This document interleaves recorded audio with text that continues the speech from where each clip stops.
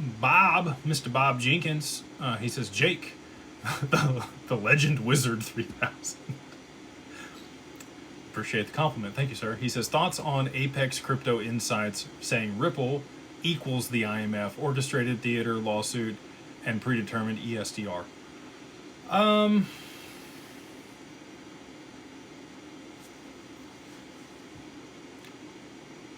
So if you want to go give this a Google, you can look. There was a paper written by the IMF back in 2014 where they talked about an exchange rate peg.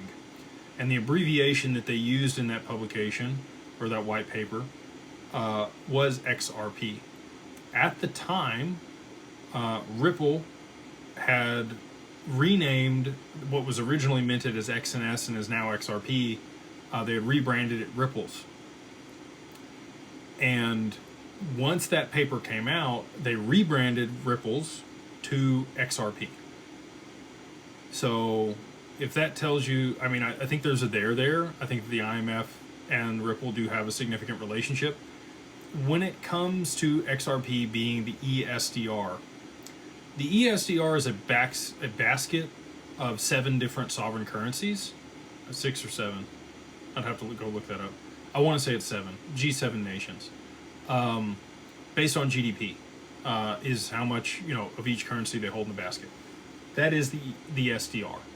XRP doesn't function in that capacity. It would be the liquidity that would allow exchange between those, and it could be a reserve asset for them being a liquidity provider.